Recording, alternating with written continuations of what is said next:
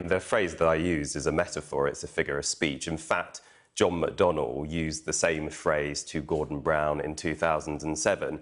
And I think, as you know, some of your former colleagues on The Sun, I think you worked on The Sun with Kevin Schofield, have pointed out, look, this is a figure of speech, and this has been used to deflect from the real issue.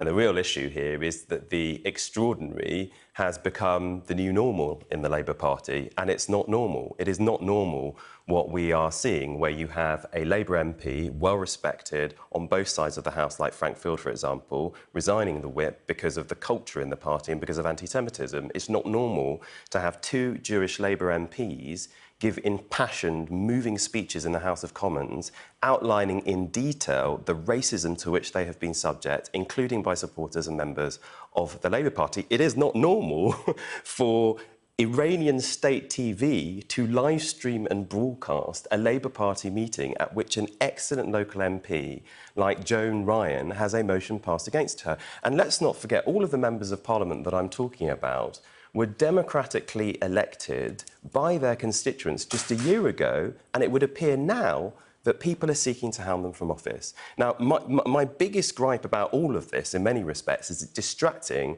from the big issue for me, which is Brexit. We're facing the biggest issue since the Second World War in this country, which is going to do disproportionate damage, and already is doing disproportionate damage, to lower middle-income families in this country who are represented by the Labour Party.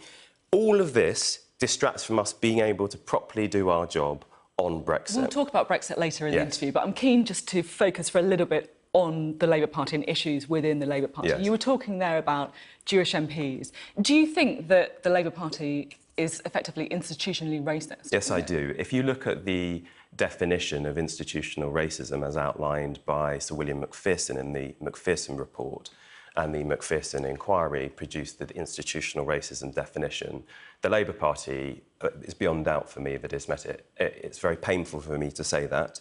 Part of the reason that I joined the Labour Party, my family started supporting the party, was because it was an anti-racist party.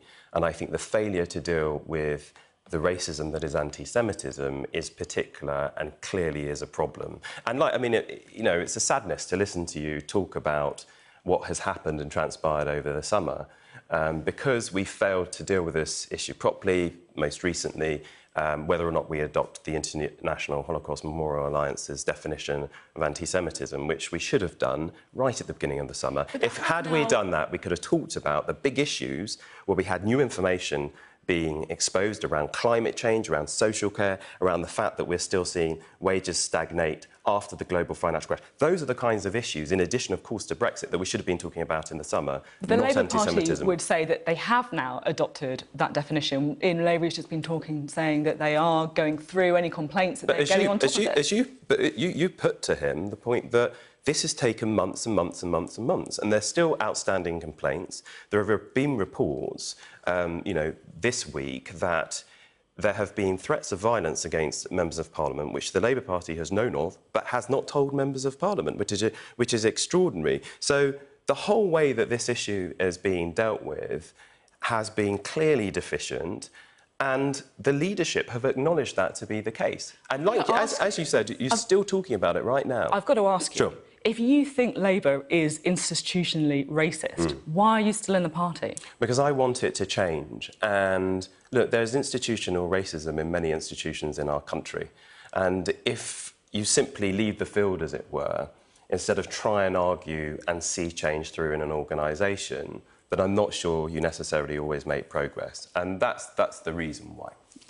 It's a question, we normally ask people on social media, have you got any questions to your guests? And that was a question that came up again and again, to ask you why it is that you are still in the party. Here's Gareth Phillips, for example.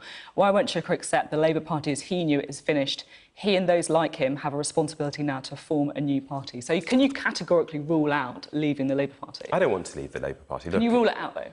Well, who knows what I'll be doing when I'm 80. Look, I've been a member of the Labour Party for more than 20 years, and I joined with the intention of never leaving it. I wanted to be a member of the Labour Party on my deathbed, and I hope that that is the case. But ultimately, this issue, what I'd say to people, and lots of people ask me this all over the country. I was in Birmingham this week, and it came up actually just randomly, as you do when you're going around.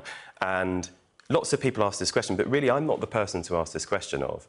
The point of my speech yesterday was to say, actually, ultimately, the job of the leadership of the Labour Party is to keep the party united and together, and to illustrate, not just by what they say, but what they do, that they see the centre-left social democratic tradition in the Labour Party as legitimate. And by the actions both of supporters and members of different traditions in the Labour Party, we see that they don't think that the tradition that I belong to, social democracy, centre-left Labour values, doesn't belong in the party. So it's for them to show that it does. Untold numbers of people have said that they don't feel welcome in my tradition. We've been clear about how we feel. What are they actually going to do? So this issue of division, splits, etc., is not an issue for me. That's the job of leaders to keep a party together. Now, I want to talk to you about Brexit. Yes. This week, we'll have a watch of the film later on in the show. I went to Gaul, a place where people voted very heavily to leave the EU. Yes. And your campaign for a people's vote or a second referendum on the final deal, however you wish to phrase it, is going down, shall we say, pretty badly in places like Gaul. One woman, for example, saying to me that people like you think that she's thick, that she needs to think again, and she said to me, well, I've already done my thinking. And she's got a point, hasn't she? No, look, it's nothing to do with whether I think what I think of anybody's intelligence. That's a complete irrelevance to me. What matters here is the national interest and the material circumstances of the lady that you're talking about. I think what we do know, our country is still divided on this, as you have no doubt discovered, and we'll see in your package later. But I do think there is a shift. I'm not going to pretend that it's a huge shift, but I think there is a shift. Certainly, increasingly, we see polls illustrating that people want a say on the final Brexit deal. That's very clear. Now, what they do after that is perhaps a bit more questionable. But the point is, I suppose, however you voted in 2016, nobody voted for this chaos and mess. And there are many things we now know that we didn't know then, that we, for example, will have to pay a £40 billion divorce bill. For example, there isn't going to be that £350 million extra per week going to the NHS. And in fact, what we've got is EU doctors and nurses, EU citizen doctors and nurses leaving the NHS in droves when we've got over 100,000 vacancies which need to be filled. And we also see businesses, Panasonic's a good example, it's moving its headquarters away from the UK, beginning to move their operations to the continent. Now, that's before we have even left. And I think also, wherever you are on the argument, the idea that we leave and go to this unknown world, you know, a kind of blindfolded Brexit where we kind of leave but we don't know where we're going to, troubles people massively. So I think that's where people are. There is this real sense, OK, and maybe I voted for this, but my gosh, I didn't vote for this mess. Are you not playing a pretty high-stakes game here by not backing the Chequers deal that's on the table? Because by not backing the Chequers deal, you're effectively maybe making the chances of no Brexit more likely, but you're also making the chances of no deal more likely. I mean, we've seen Boris Johnson, for example, in the newspapers today, with some pretty choice words for that Chequers deal and for Theresa May. You're effectively siding with him. Well, Boris Johnson is a disgrace. There's this myth that's been peddled in relation to Brexit that somehow it's a fight for the people against the elite. But let's be absolutely clear. Brexit is a project of the elite for the elite. I mean, Boris Johnson, who argued for this proposition, has walked off the field of delivery of what he promised, has gone into his £250,000 a year job at the Telegraph. You've got Nigel Lawson, another big proponent of it, wanting to go and get residency in France. You've got Jacob Rees-Mogg's investment firm setting up a fund on the continent because of the fallout from Brexit. So those guys will be all right. But the Bank of England figures are telling us that, on average, people are already £900 a year worse off as a result of this project. So let's be clear, this is a project of the elites and for the elites. And the problem that we've got in the House of Commons is there's no consensus. I think definitely there is no majority for us to leave without a deal.